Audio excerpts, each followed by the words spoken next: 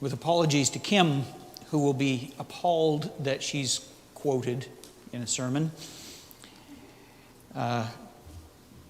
In our back and forth this week, she challenged me to preach without mentioning the one thing that has occupied our minds and messed with our lives for the last 11 months. And I'm sorry, Kim, but I've decided that's a challenge that I can't win.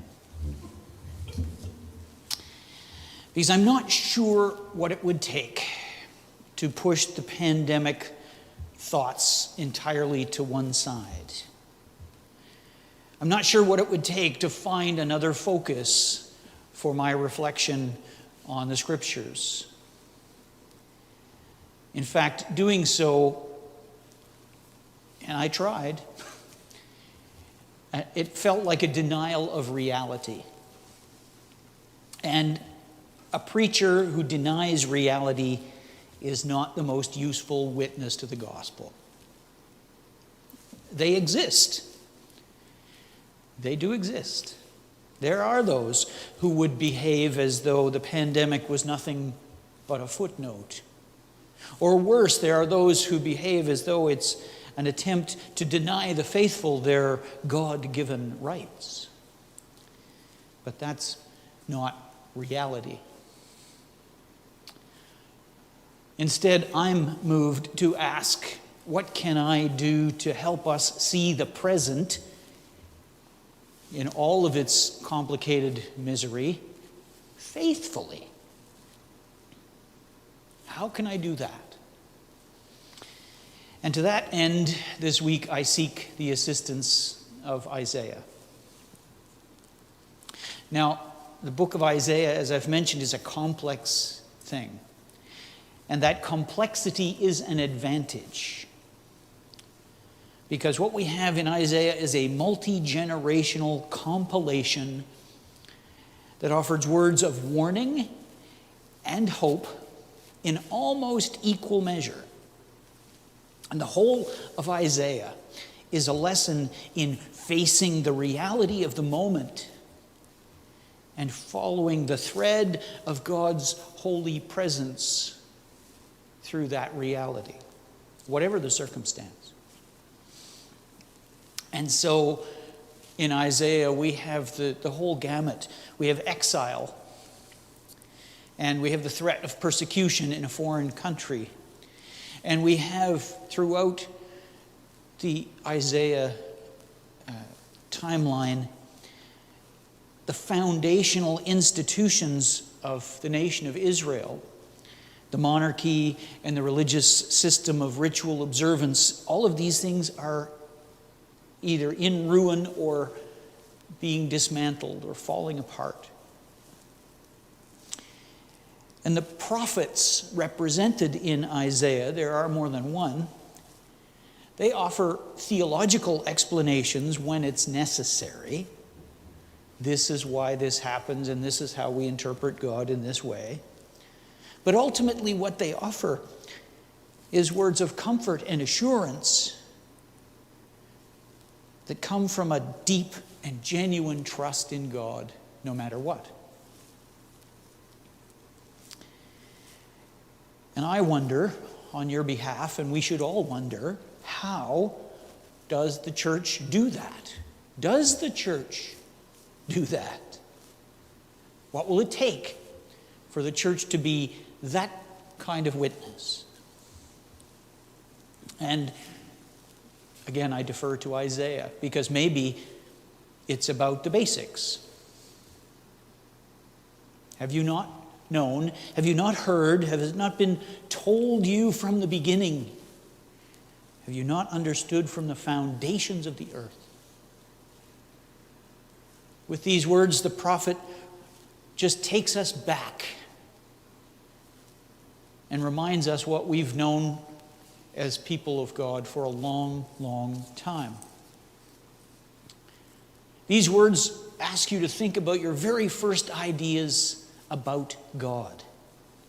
And first ideas about God are big ideas. Creator of all that is. promising God who offers refuge and rest and hope to desert exiles, the enduring legacy of descendants to Abraham. This prophet says, if you want to put God first, think about God's first things. Remember how you've described God in the past. Remember your earliest lessons of faith. Don't we do that with all of our Sunday school curriculums? We start kids out with the big stories. Creation and the flood and Joseph and the redemption from Egypt. The big things. We don't teach much about how to deal with the little interruptions in between, but that's what the Scripture is. And we've become people of faith. Good for us. And we know from our recent experiences that people of faith, when they're stuck in unpleasant circumstances, can sometimes turn into skeptics. When our problems, whether they're personal or global, take on a life of their own, and we're desperate for relief of any kind, we start our complaints right at the top. It shakes the foundation of our faith.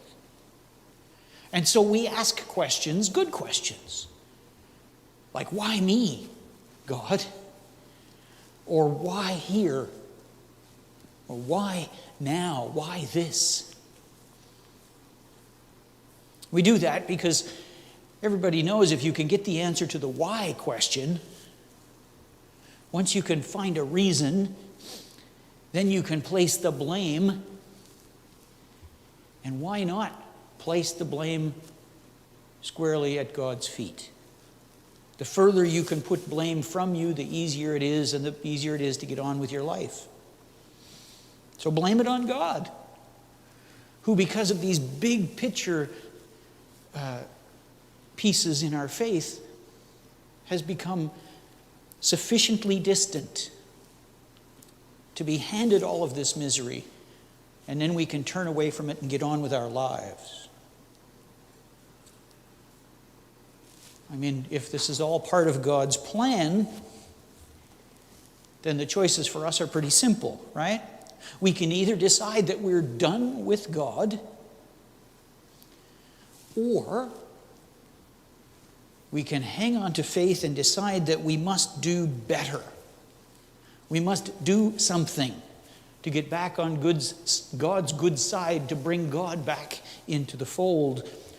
So we must pray harder, or worship more, or believe better.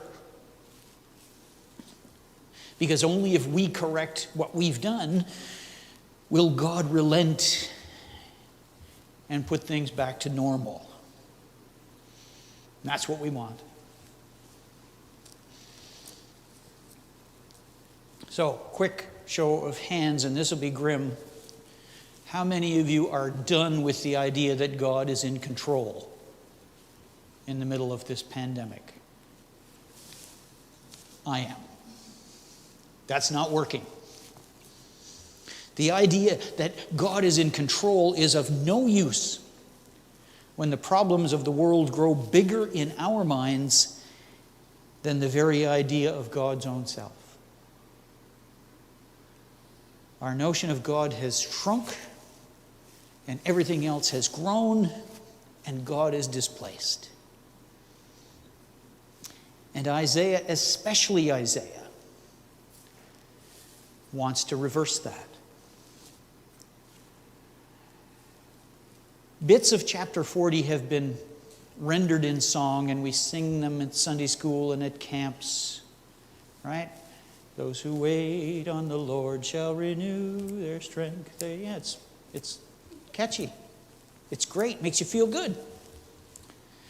But this is not, in Isaiah 40, an ancient version of "don't worry, be happy." It's much more than that.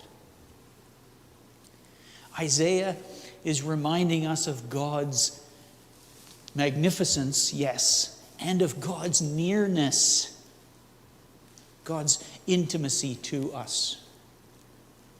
Isaiah is reminding us of God's completely vested interest in all things, of God's active concern for the goodness of all creation.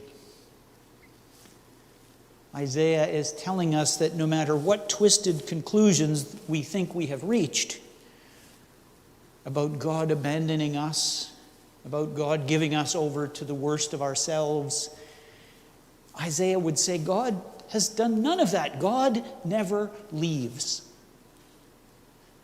God's still here. God's back has not been turned. Our thoughts and actions have not wounded God's pride. God has not been offended by our godlessness. Isaiah's argument, in fact, might be summed up from chapter 40 like this. You have big problems,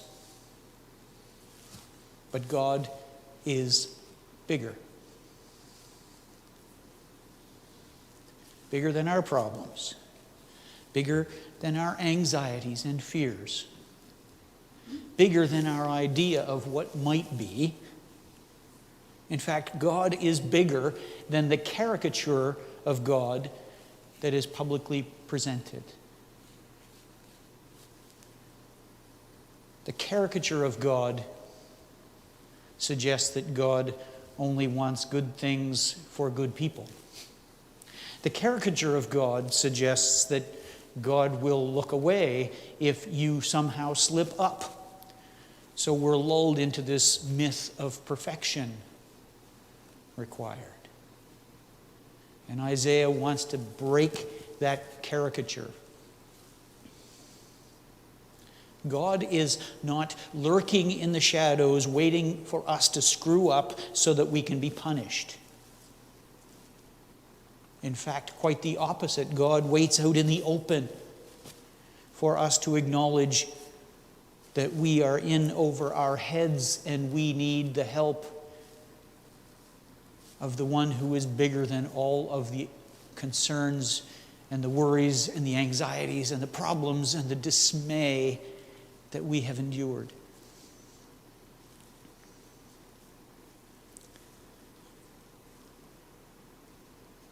I depend on Isaiah this morning, but of course the argument doesn't end with Isaiah. I would say that it is as close to perfect as it can be in Isaiah's argument until that idea is brought to life in Jesus.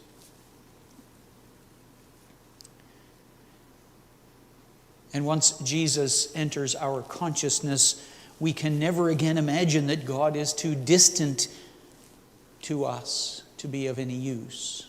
We can no longer claim that God is not interested in ordinary human business. Jesus brings God's compassion and God's interest in the ordinary to life for us. Jesus lets us see in miniature what the grandeur of God looks like.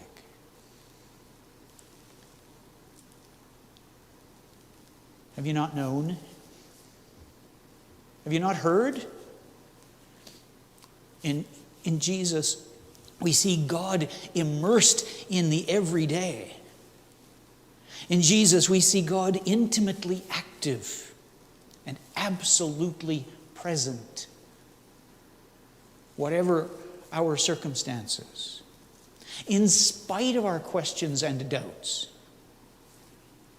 In Jesus, we are reminded that God is here, big enough to manage the complexities of our anxieties and fears. And those who wake up to that fact, those who wait on the Lord, as Isaiah would say, and practice patience with the present, will be surprised, overwhelmed by the nearness, by the reality of God, and energized for whatever the future holds. So may it be for us. Amen.